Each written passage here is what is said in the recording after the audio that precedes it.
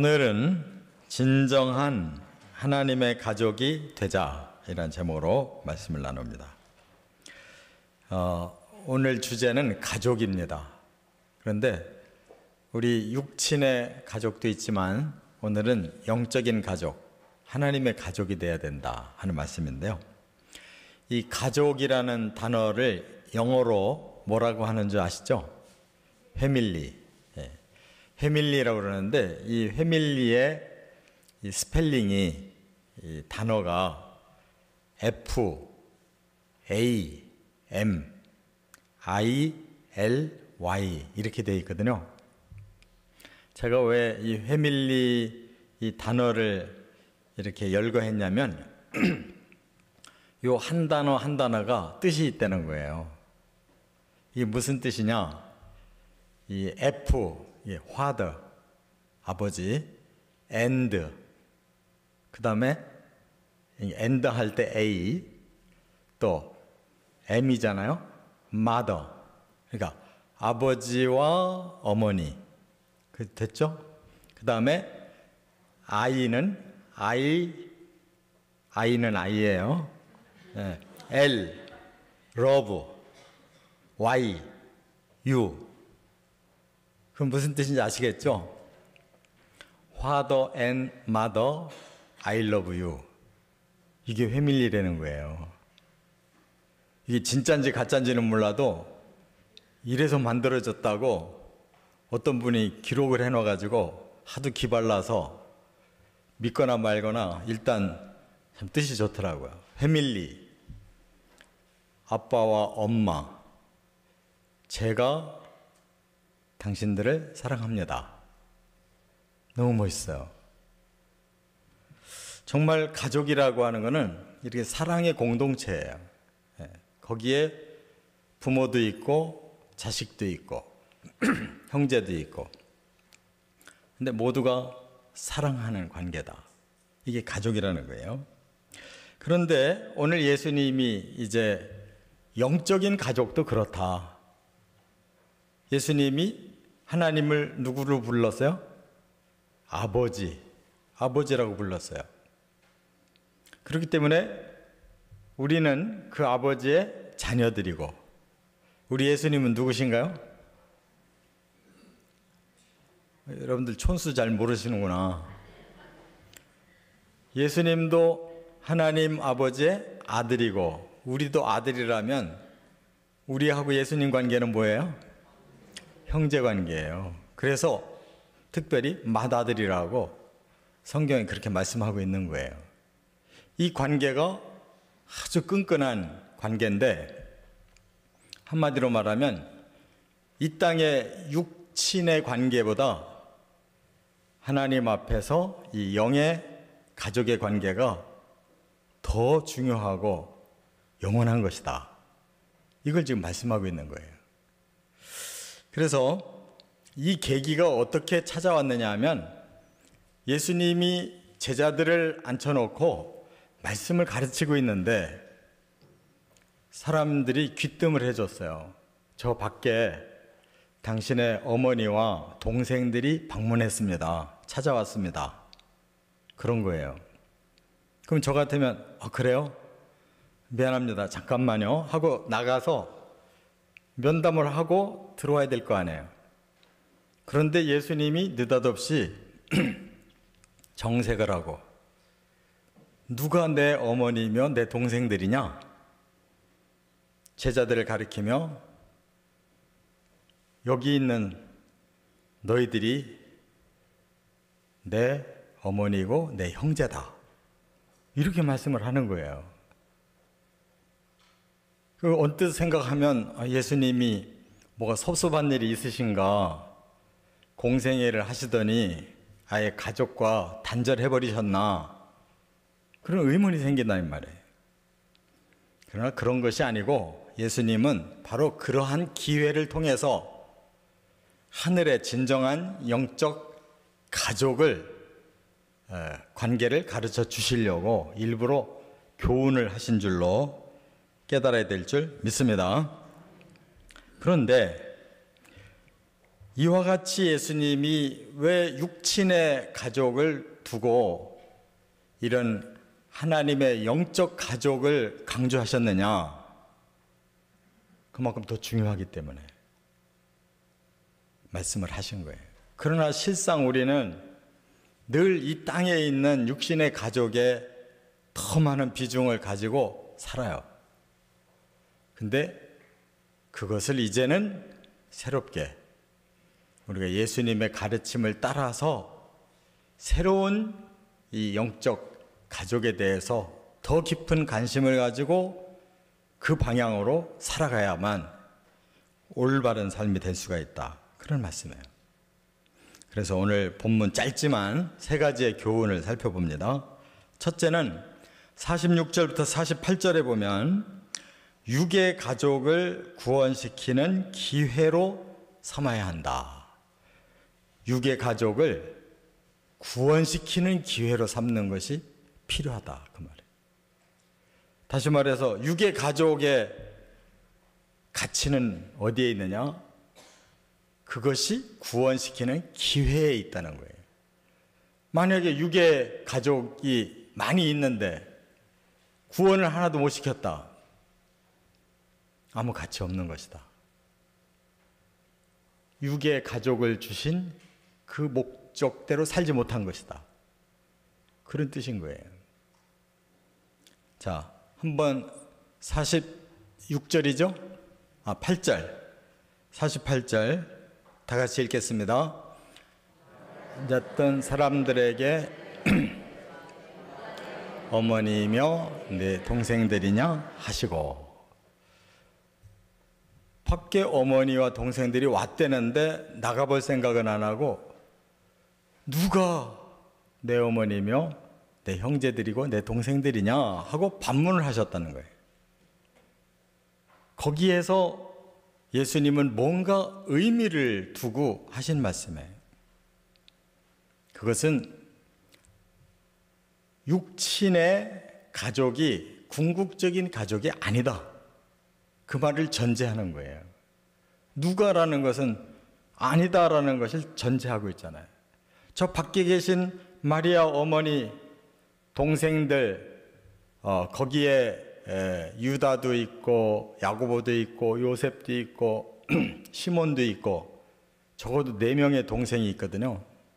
그 동생들이 지금 찾아왔는데 누가 내 동생들이냐, 어머니가 계신데 누가 내 어머니냐라고 반문을 할 때에는 여기에는 메시지가 있는 거예요. 예수님이 정말 가족이라고 받아들이고 싶은 것은 그들이 믿어야 된다는 거예요. 그들이 하나님의 자녀로 들어와야 진정한 가족이다 라고 표현하려고 하는 거예요. 그렇기 때문에 저는 우리 부모님 생전에 계시고 뭐 큰형님, 큰누님, 뭐 아래 동생들 뭐 이러저렇게 많이 있습니다. 누가 당신 부모고 당신 형제들입니까? 그 중에 하나도 안 믿는데. 그거와 똑같은 얘기예요. 왜 이런 말씀을 하셨는가 하면 그럴 만한 계기가 있었어요. 요 마태복음 12장 이 앞부분에 예수님이 귀신 들려서 벙어리 되고 또 귀먹은 그 병자를 고치신 적이 있어요. 그랬더니 바리새인들이 들고 일어나서 저 사람 마귀의 대장, 그 바알세부를 힘입어서 고쳤을 거다, 이렇게 오히려 악담을 했어요. 근데 그것만 끝났으면 괜찮았는데 마가복음 3장 1절에 보니까 같은 그 상황의 내용인데 뭐라고 했냐면 예수님의 동생들이, 친척들이 예수님을 미쳤다고 끌고 가려고 했다는 거예요. 동생들이 안 믿은 거예요. 집안 사람들이 안 믿은 거예요. 바리새인들과 같은 시각을 가지고 예수님을 제어하려고 했다는 거예요. 그것이 섭섭해서 지금 내 부모가 어딨냐, 내 형제가 어딨냐 그런 뜻은 아니에요. 그러나 분명한 계기는 있었다 그 말이에요. 진짜 예수님의 부모, 예수님의 형제가 되려면 바로 하나님이 우리를 구원시키는 그 복음 안으로 들어와서 같은 그리스도인이 되어야만 한다 그 말이에요. 할렐루야. 그러면 결과적으로 어떻게 됐느냐? 바로 마리아는 처음부터 아들을 마음에 두고 계셨기 때문에 아들을 의심하거나 그랬으리라고는 생각이 안 되나 그 동생들은 분명히 이렇게 반기를 들었었어요. 그리고 예수님께도 당신이 큰 뜻을 이루려면 예루살렘 가서 뭔가 해야 되지 않습니까? 왜 이번에 안 갑니까? 막 그렇게 빗대기도 했거든요. 그런데 그 뒤에 그들이 어떻게 됐느냐? 복음화가 됐어요. 그래서 우리가 성경에 이제 이 마태복음 13장 55절에 보면 예수님의 동생 네 사람이 소개가 되어 있어요. 야고보, 요셉, 시몬, 유다. 이렇게 네 사람이 예수님 동생 이름인데 이 중에 적어도 두 사람은 크게 쓰임 받았어요. 야고보. 이 야고보가 어디에 나오냐 하면 사도행전 15장에 나오는데 예루살렘 회의를 주관한 의장이었어요. 예루살렘 회의의 의장. 이 야고보는 예수님 제자 야고보가 아니에요. 예수님의 동생이었어요. 그러니까 기독교가 점점 강해질 때 이 사도행전 15장이면 벌써 이제 여러 해가 지난 후였어요. 그리고 사도 바울도 와서 그 야고보에게 이제 자신의 사역을 설명하고 도움을 받으려고 예루살렘을 방문할 정도로 그가 실제로 지도자가 됐어요. 베드로가 수장이 아니었어요. 야고보가 주관을 하고 베드로는 옆에서 발언을 했어요. 그 야고보가 누구예요? 예수의 동생이에요. 그리고 또 성경의 저 뒤편에 공동서신에 가면 무슨 서가 있어요? 야고보서가 있는데 그 야고보서도 예수님의 제자 야고보가 아니에요. 예수님의 제자 야고보는 좀 일찍 순교당했어요. 그렇게 늦게까지 살아남아서 야고보서를 쓴 야고보는 바로 이 예수님의 동생이에요. 그런데 또 다른 한 동생도 성경을 썼어요. 누굴까요? 제가 4명의 이름을 썼는데 말씀드렸는데 야고보, 요셉, 시몬, 유다 이 중에 누가 또 있어요? 유다. 계시록 바로 앞에 유다서가 바로 예수님의 여기서 소개되는 막내 동생 유다예요. 자신을 뭐라고 소개하냐면 나는 예수 그리스도의 종이고 유다의 형제다. 야고보의 형제인 유다다. 이렇게 자신을 설명하고 있어요. 근데 예수님이 형인데 예수님의 종이래요. 자신이 과거에는 예수님을 받아들이지 않았었는데 어느덧 형제들이 다 예수를 믿고 기독교에 큰 일들을 하는 일꾼들이 됐다는 거예요. 그래서 자기 육신으로는 형인 예수를 예수 그리스도의 종이라고 자신을 낮추고 있고 하나님의 아들 그리스도로 믿고 이렇게 헌신하는 것을 볼 수가 있어요. 바로 우리에게 하나님이 가족을 주셨다면 거기에 목적이 있다는 걸 꼭 깨달으시기 바랍니다. 우리가 여러 자손을 나놓고 죽게 됐는데 육의 씨를 많이 뿌려놨는데 한 사람도 영의 씨가 거둬지지 못했다면 그는 실패야. 우리에게 가족을 준 의미가 없는 거라는 거예요. 다행히 예수님은 이렇게 그 형제들을 다 구원시켜서 교회의 지도자들로 만들었어요. 그렇기 때문에 정말 예수님이 이 말씀을 하는 거는 굉장히 의미심장한 거예요. 지금 그들을 밖에다가 세워놓고 이 말씀을 하는 것은 그들에게도 큰 자극이 됐을 것이라고 생각이 되고 미래를 예견한 말씀이라고 생각이 들어요. 우리도 이렇게 심각하게 우리 가족을 생각해 봐야 돼요. 내 피를 나눈 부모, 형제, 우리 자식, 자손들을 과연 내가 얼만큼 그리스도께로 인도해서 천국 갔더니 그래도 같은 성 가지고 같은 씨를 나눈, 피를 나눈 가문이 얼마나 많이 구원받았는지 거기에 의의가 있다는 거 꼭 기억하시기 바랍니다.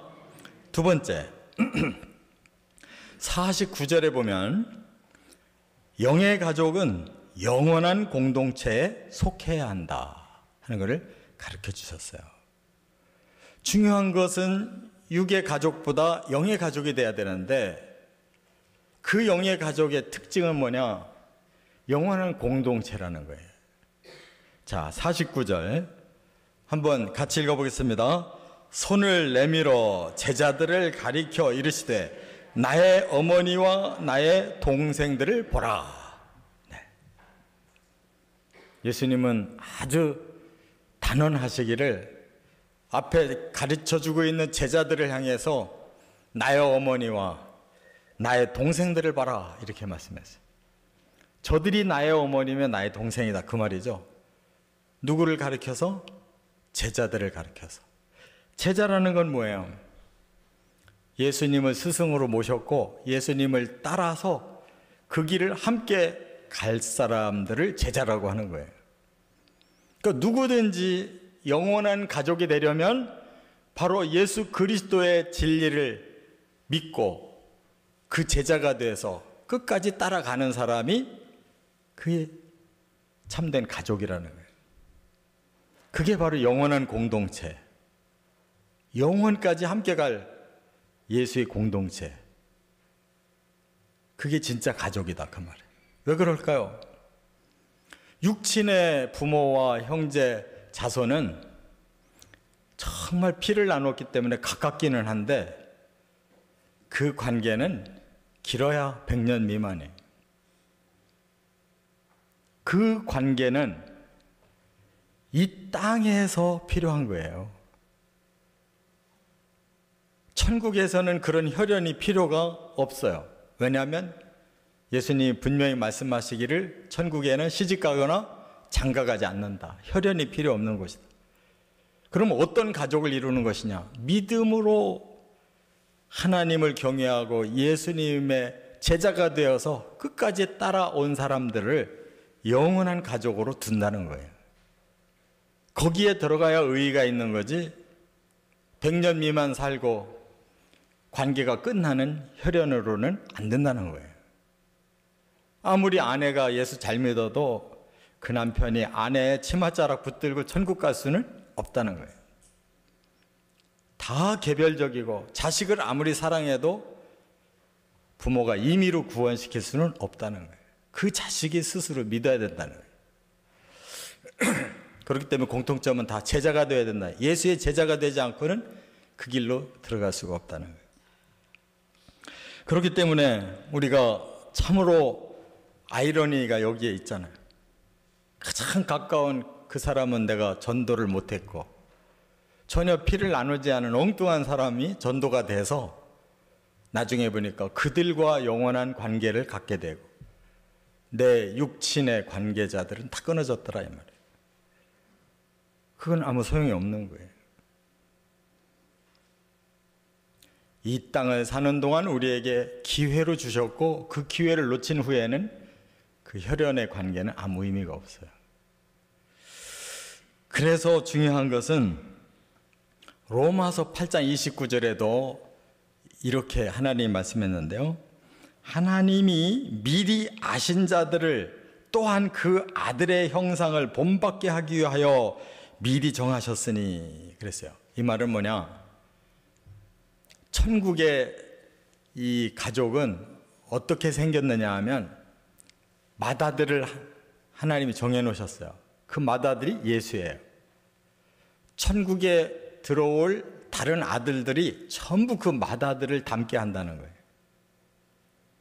그래서 그 아들의 형상을 본받게 하기 위하여 미리 하나님이 룰을 정해놓으셨대요. 그게 바로 제자가 되는 길이에요.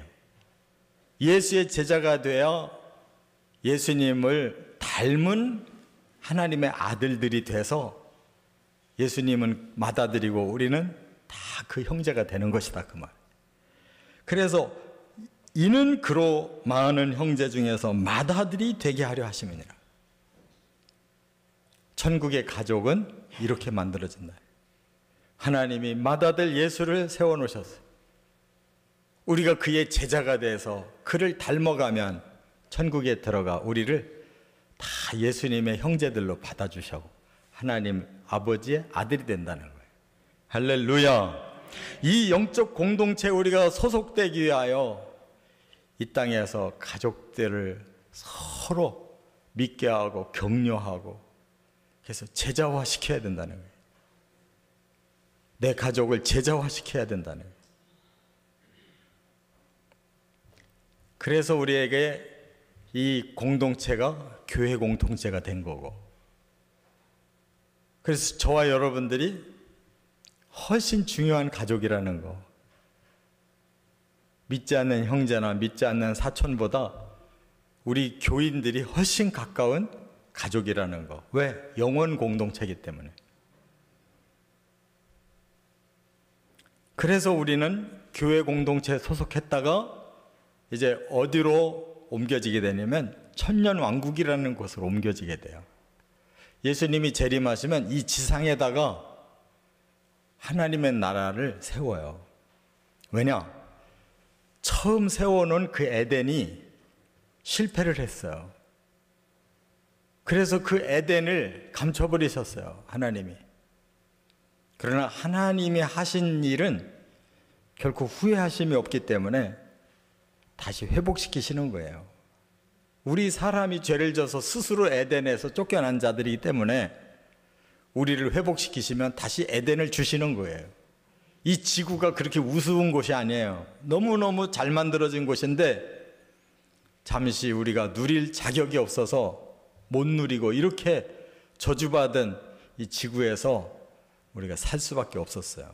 그러나 우리의 죄를 씻고 그 예수님을 통해서 우리가 변화를 받고 때가 돼서 예수님이 이곳에 완전한 에덴을 세우시는 날 우리는 거기에 더 형제들이 참여해서 한번 에덴의 낙원을 누리게 될 것이다, 그 말이에요.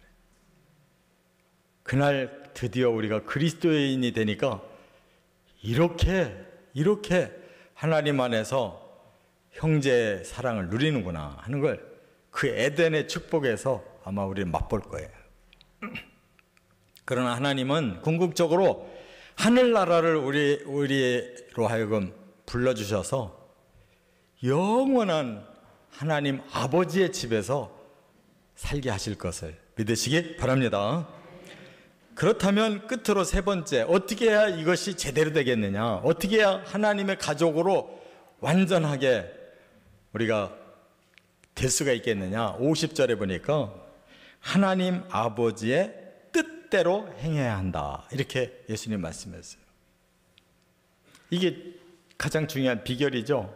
50절 다 같이, 누구든지 하늘에 계신 내 아버지의 뜻대로 하는 자가 내 형제요 자매요 어머니이니라. 네. 자, 이제 드디어 우리 아버지가 나타나셨어요. 하늘에 계신 예수님이 내 아버지라고 그랬으니까 우리도 우리 아버지잖아요. 우리가 예수님의 동생들이에요. 예수님이 내 아버지 하신 그분이 우리의 아버지이시기도 하다. 결국 우리 아버지에게 우리가 가서 영원히 살려면 아버지 뜻대로 행해야 된다. 이게 중요한 거 아니겠어요? 여기서 뜻, 아버지 하나님의 뜻대로, 이 뜻이 중요해. 이 딜레마라고 그러는데요. 딜레마가 아닙니다. 딜레마예요. 이 딜레마라는 말은 소원이라는 뜻이에요. 소원. 하나님의 소원. 말 잘 안 듣는 자식들한테 가끔 그런 소리 하죠. 이게 정말 내 소원이다. 네가 내 소원 좀 한번 풀어줬으면 좋겠다. 하도 더럽게 말을 안 들으니까. 하나님도 그런 말씀을 좀 쓰신 거예요. 하나님의 소원대로 해야 된다는 거예요. 할렐루야. 그 하나님의 소원을 들어드리는 자들이 하나님 자식이 돼서 그 나라의 축복을 누리는 거예요. 그 다음에 하나님의 뜻대로 하는 자가, 여기 한다라고 그랬는데, 이거를 이 똑같은 요 내용을요, 마가복음에는 3장 35절에, 누가복음에는 8장 21절에 나오는데, 거기는 더 분명한 단어를 하나 붙였어요. 행하는 자가. 행이 뭐예요? 예? 행이 행동한다는 거지 뭐예요? 실천하는 자가, 그대로 따라가는 자가. 이게 원어로는 포이에마라고 그래요. 포이에마. 이 포이에마라는 뜻이 뭐냐면 하나님의 작품이라는 뜻이에요. 하나님 작품. 그럼 여러분, 작품이라는 것은, 하나님이 만들어 놓은 작품이라는 것은 바로 우리들에게 그대로 요구하시는 그 샘플이라는 뜻이에요. 요대로 해라, 요대로 해라. 작품을 보여주시면서 요대로 본을 떠놓으시고 요대로. 이게 포이에마예요. 그러니까 하나님 뜻이 그냥 막연하게 이게 내 소원이야 이렇게 한 게 아니라 뭐라고요? 작품을 만들어서 보여주시면서 요렇게 할 수 있죠. 바로 하나님 그렇게 살으라, 우리 보고. 그게 성경이에요. 그게 성령의 깨달음과 감동과 인도하심이에요. 그 작품을 우리는 보면서 따라가는 겁니다. 이 단어를 보면 얼마나 정확하게 우리를 이끌어 가시려고 하는지를 깨달을 수가 있어요. 작품을 보여주시면서 요렇게 실천해라. 이게 내 소원이야.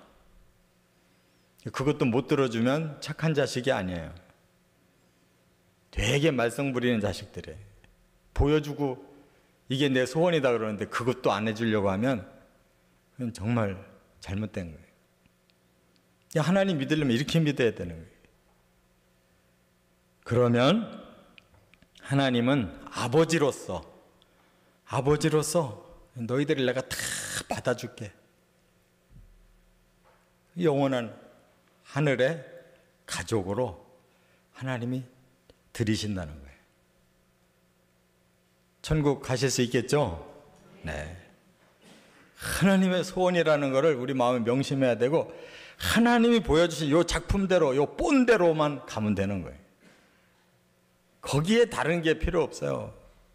내 생각, 내 의지 다 필요 없어요. 그런 건 다 포기해야 돼요. 그런데 말이죠, 이 아버지가 이렇게까지 하실 때에는 그 마음에 얼마나 사랑이 많으신지. 이 세상의 아버지들은 별로 자식들한테 본을 많이 못 보여줘가지고 아버지 하는 것보다 엄마 하는 게 훨씬 감성적으로 푸근해요. 엄마들은 자식들 말을 잘 받아주고 잘못했어도 그냥 괜찮다고 그러고 계속 긍정적으로 격려를 하는데, 아버지들은 엄해가지고 자기는 못했어도 자식은 그냥 똑바르게 하게 하려고 굉장히 엄하게 해놔가지고 되게 아버지 그러면 따뜻한 맛이 없어요. 우리나라 아버지들이. 자기는 괜히 술을 그냥 들이다 마셔놓고 자식들은 절대 그런 거 못하게 하고. 그러니까 그런 아버지 밑에서는 별로 배울 수가 없어요. 저렇게 살면 안 되겠구나 하는 걸 배우지, 저렇게 가야 되겠다 이걸 못 배워요. 근데 우리 하나님 아버지는 그렇지 않아요. 사랑이 너무나 많으셔요. 그래서 모든 걸 다 본을 보여주면서 그대로 오게 하시는 거예요. 근데 제가 어떤 문헌을 보니까 제가 처음 보는 문헌이 있었어요. 누가복음 15장을 해석했는데 탕자의 비유가 나오잖아요. 거기 15장 20절에 보면 탕자가 이제 아버지한테 돌아왔어요. 그랬더니 아버지가 보고서 너무 측은해가지고 너무 불쌍해서 막 달려가서 목을 껴안고, 그랬죠? 그 구절이 나오죠. 달려가서 목을 껴안았다고 그랬어요. 근데 이 달려가서라는 단어가 이게 유대인한테는 있을 수가 없대네요. 남자 어른으로서는 달려갈 수가 없대요. 그러고 보니까 우리나라도 옛날 어른들은 뛰는 법이 없었어요. 안 뛰어. 저기 오면 오히려 등을 딱 돌아서서 뒤에 돌아서서 눈물을 한 방울 흘릴런지 몰라도 앞에서는 절대 뭐 팔랑거리는 법이 없어요. 체면 떨어진다고. 아주 정통한 유대인들이 그렇대요. 그 자식을 아무리 마음에 사랑스럽고 막 그래도 뛰는 법이 없다는 거예요. 맨발을 앞에다가 보여주는 법이 없대요. 종들 앞에서나 발을 내밀고 씻지 가족들 앞에 경망스럽게 행동을 안 한대.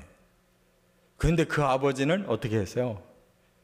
그 형편없는 자식이 너무 측은해가지고 막 버선발로 달려가가지고 껴안고, 그게 하나님 아버지의 표현이라는 거예요. 그래서 참 그분의 해석을 제가 보고서 정말 유대인들이 그러한 관점에서 이렇게 예수님 표현해 줬다면 이거 참 진짜 사랑이 지극한 모습이구나.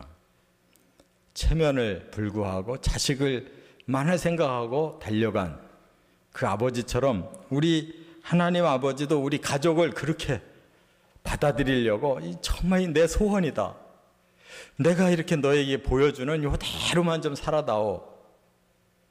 그 사랑 어린 소원과 그 아버지가 우리에게 보여주시는 그 모습을 우리가 겸손히 순종해야 될 줄 믿습니다. 이렇게 하나님 나라에 가족 되어지시기를 주의 이름으로 축원합니다.